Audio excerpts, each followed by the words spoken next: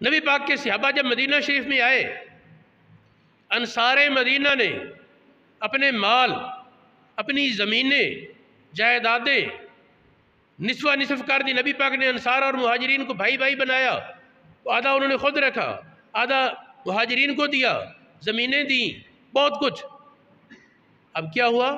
مہاجرین نے سارا کچھ نہیں لیا، لیکن زمینیں لیں، رہائش کے لیے جگہ کی ضرورت تھی، کچھ زمینیں لیں اور کچھ ابتدائی اخراجات لیے جس سے زندگی کا نظام چل سکے۔ ہجرت کے چوتھے سال بنو نذیر، یہودیوں کا ایک قبیلہ تھا بنو نذیر، ان کے اموال اللہ پاک کے حکم کے مطابق مسلمانوں کے تصرف میں آئے۔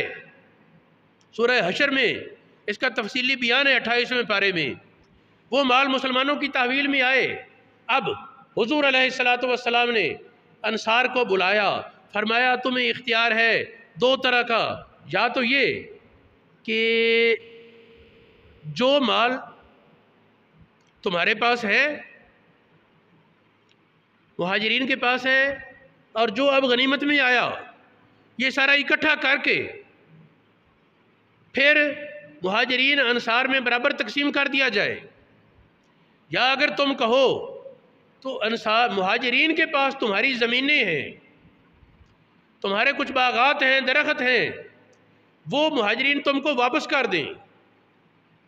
مہاجرین وہ باغ، وہ زمینیں، وہ جائیداد جو مہاجرین کے پاس ہے وہ تم اہل مدینہ کو واپس کر دیں، اور یہ جو بنو نذیر کے مال ہیں، بنو نذیر یہودیوں کے قبیلے کے جو اموال ہیں، یہ مسلمانوں میں تقسیم کر دیے جائے۔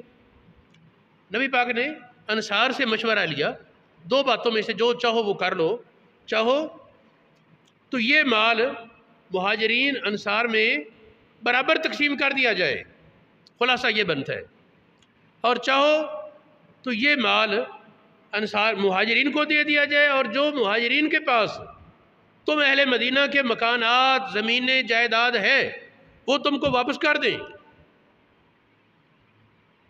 تو مدینہ شریف سے سعد بن عبادہ اور سعد بن معاذ، ان دو بزرگوں نے، مدینہ شریف کے ان دو سرداروں نے نبی پاک کی بارگاہ میں عرض کی، یا رسول اللہ، جو زمینیں مہاجرین کے پاس ہیں وہ ان کے پاس رہیں، وہ ہم واپس نہیں لیتے۔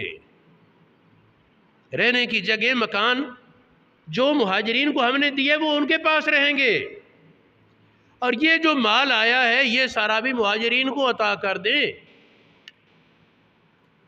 جو مال غنیمت آیا ہے یہ مہاجرین کو عطا کر دیں، اور مہاجرین کے پاس جو ہمارے مال ہے، ہماری زمینیں، جائیداد، درخت، جو کچھ موجود ہے وہ مہاجرین اپنے پاس رکھیں گے۔